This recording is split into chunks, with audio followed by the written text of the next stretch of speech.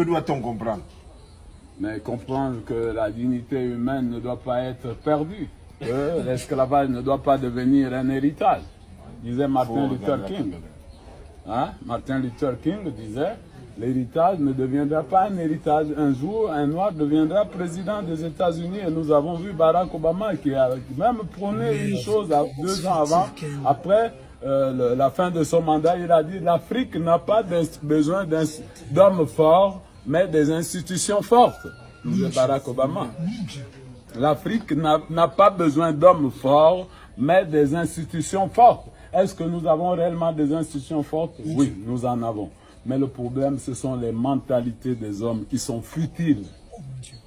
Nous avons de l'argent pour faire l'orgueil à son prochain. Que cela signifie? Ça veut dire qu'on est incrédule. On a la place du cerveau des éponges dans nos têtes pour ignorer son semblable, qui est notre frère. Donc, s'agissant du Gabon, quelle analyse vous faites précisément? Je vous en prie. S'agissant du Gabon, par rapport à ce que vous dites, quelle analyse vous faites? S'agissant du Gabon, mais je dis s'agissant du Gabon, je vous dis, le bilan il est nul.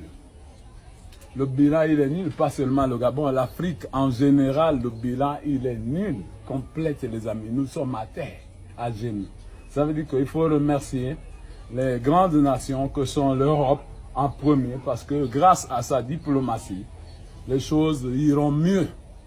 Parce que si on ne comptait qu'aux États-Unis, mon ami, la Chine l'a fait tomber, ils ont dérangé le système nucléaire américain.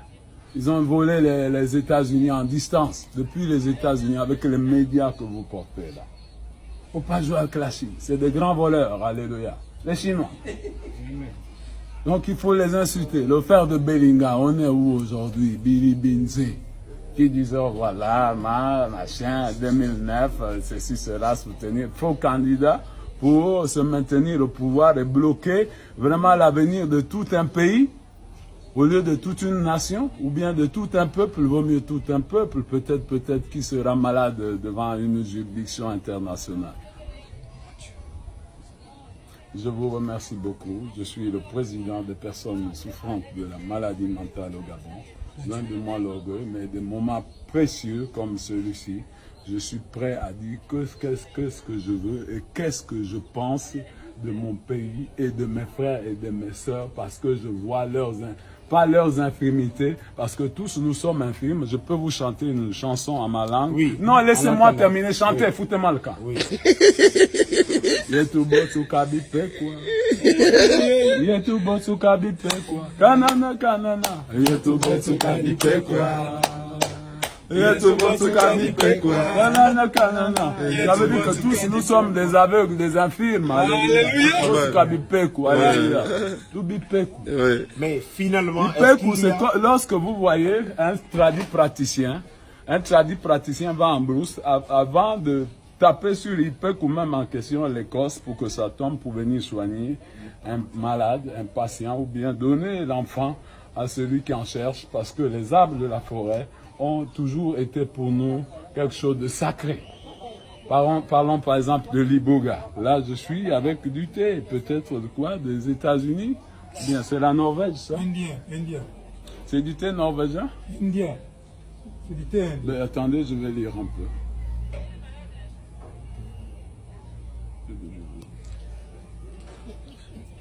Thé vert. Non, mais ça, c'est français, ça. Oui. Mais est-ce que vous pensez qu'il y a un avenir meilleur pour le Gabon? Oui, il y a un avenir parce que Dieu nous fait des promesses de bonheur. Et là où nous sommes actuellement, le chef de l'État, moi je sais, je vous le prophétise, alléluia. Amen. Il souffre d'un AVC. Alléluia. Amen. Un AVC, personne ne peut guérir ça.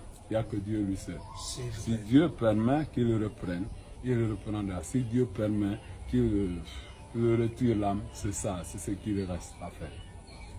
Donc, je ne serai pas long pour la santé du président de la République. Il souffre énormément parce qu'il a perdu un nerf dans le cerveau. Vous savez, gérer tout un peuple, l'histoire de Salomon. Salomon à la mort de David, comme Ali a perdu voilà, le président, hein? 43 ans, en 2009, réélection.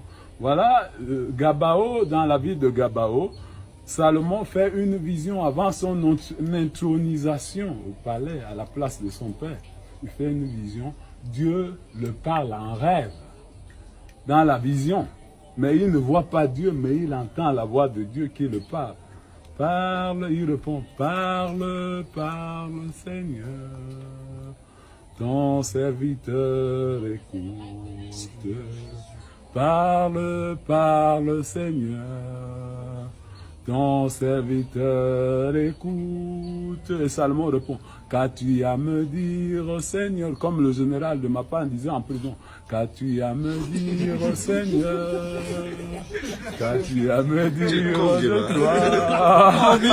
Comme il disait en prison, il répond, parle, parle, Seigneur, ton serviteur. Et il entend ton serviteur, écoute, il entend une voix qui lui parle, dit, Salomon, Salomon, que veux-tu que je te donne dans ta vie, ce que